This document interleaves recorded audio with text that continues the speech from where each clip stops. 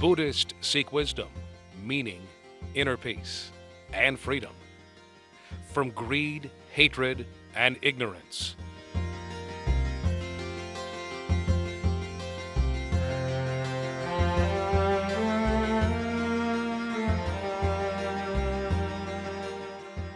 The Buddhist Way of Life.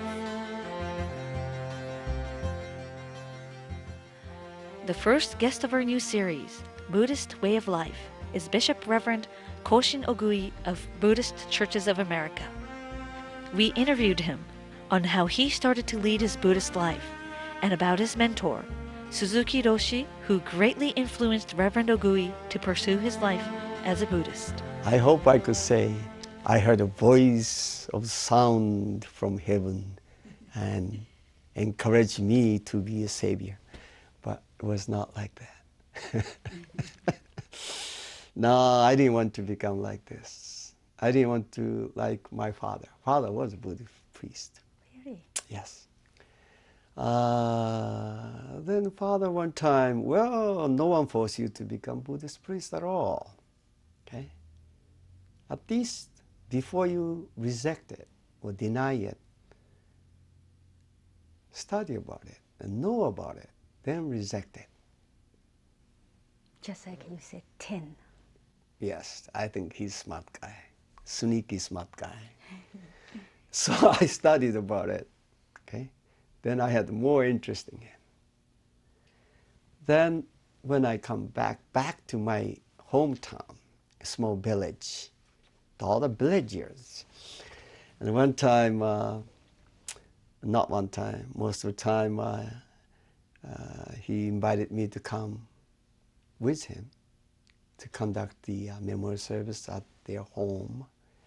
He extremely took me to the very rich families, gorgeous house, big farm, okay? Then next day, he intentionally invited me again and took me to the most poorest families in the village that you don't want to walk into the house even. But my father never changed his attitudes. It's always saying, how are you? How are you? Dokai, dokai. How's your children doing? And when he was coming back from after the service at the rich family, you know, he received the appreciation envelope. It's in the money in the envelope. And he intentionally asked the household to have more kind of offering, like fruits or cake. Then asked me to hold it and take it and follow after him. He always walked into some other families, very poor families, and stop by and giving away all the fruits and cakes and so on. And stop by again some other families. And he tore the envelope out and pulled out the money and gave it to the mother and say, send to your son who are struggling to study at the schools. Then when we get home, there's nothing. No fruits, no money. So here, my temple was kind of poor. But he gained such a respect from villagers. That's made me think a lot. I think he's a smart guy. Without telling me to become Buddhist priest. Okay? Intentionally behind, I think, influenced me. And there are so many beautiful people, even among the farmer. You know, strong spiritual strengths. And taught me a lot. Very influenced me. Ogui Socho came to the United States in 1962. After the long journey from Japan, as he stepped off the bridge of the ship, the Golden Gate Bridge and San Francisco Bay appeared right in front of him. They were astounding, an unforgettable memory of his early days. After short training, I was assigned to Los Angeles, Buddhist temples. A very traditional way of old-fashioned in a sense, a very, respectably practiced in here among the Japanese American cultures. That was also excited matter too. I became very much kind of frustrated and became nervous, I think. And realizing my limitation of abilities to speak English, to share the Buddhist teaching to the people, and to go along with different atmospheres and cultures and so on, you know. Then I had quite, I think, argument with head priest. Then I was kicked out from the temple. That was bad boy. And I came to headquarters in here in San Francisco. And I was under supervision of bishop that time, very famous bishop, Hanayama. Under supervisions, I had to behave. Yet I was so frustrated, you know that? Knowing my limitation of abilities and difficulty to really live in the different cultures and so on, and weakness of speaking English and so on. I was going back to Japan, but I thought kind of embarrassing my parents only because of within a year and a half, and kind of embarrassing my friend who gave me send-off gift and so on, you know. So I kept working at the bookstore that time of this, you know, headquarters. Then, this story I have to share with you. Suzuki Roshi, Shinryu Suzuki, who is now respected as founder of San Francisco Zen Center, who used to live in Sokoji, it's a small temple on the Bush Street, about 2 blocks from here, came to buy the book, and he foresaw me, I think, and he said, "You are Jodo Shinshu priest, aren't you?" I said, "Yes, yes." Nothing long to come to practice Zazen meditation at my temple. Amida Tathagata, who is a symbol of infinite wisdom, compassion, will not scold you even you come to practice Zazen meditation.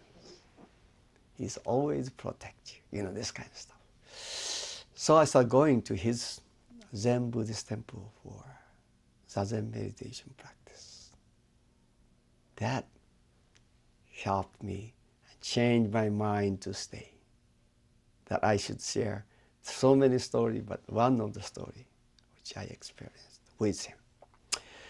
One day he appeared in front of people. People waited, I might say, about 60, 70 people. He just walked by. He's a very small man. And he finally said, today, wajana. Wajana is Japanese expression. So English is only today. Today, wajana. Then he started walking, slowly walking. Izu. Yappari Japanese expression. Today ja. I was listening to his talk. He said, today is yappari today ja. Then he said, today is today. Then he slowly walked. And all the 60 people looking at him, you know. I was in such a frustrations, sitting there. Today is not tomorrow. Then he walked by.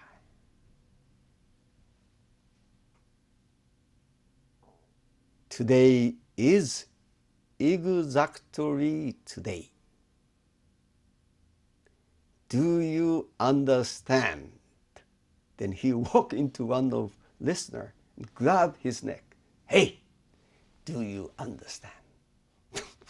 This Caucasian guy was really astonished. I lost the words. Then he smiled. I still remember his whole smile, whole body smile. And he said, bye-bye. He walked away.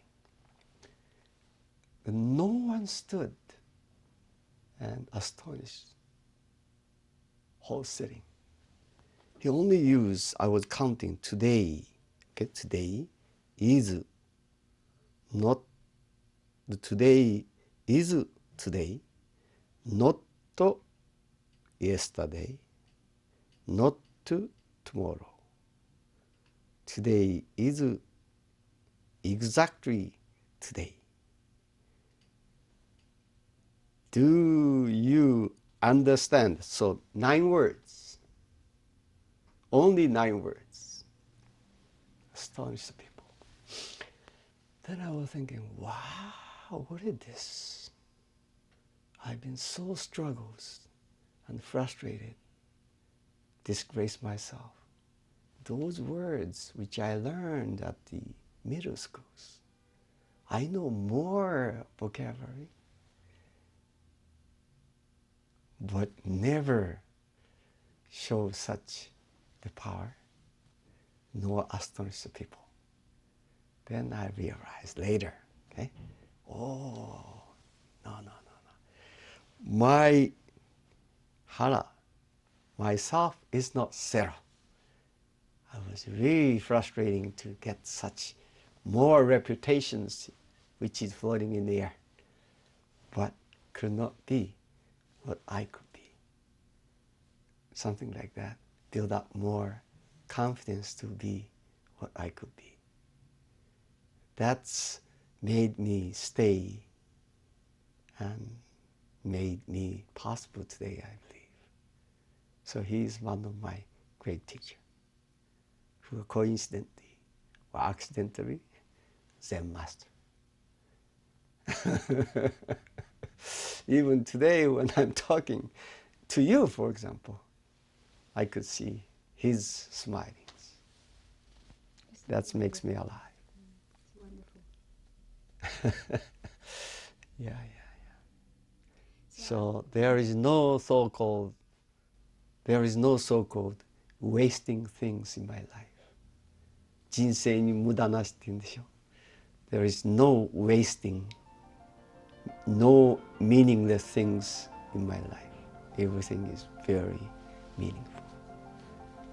Appreciate it. This program was brought to you by Bukyo Dendo Kyokai, Society for the Promotion of Buddhism.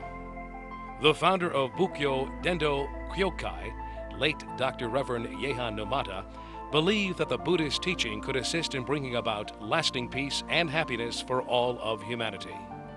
Society for the Promotion of Buddhism is dedicated to continue Dr. Numata's dreams of sharing Buddhism with others by distributing the Teaching of Buddha books, which are translated to 42 different languages and donated to hotels worldwide. For further information, visit www.bdkamerica.org or call 626-369-5035.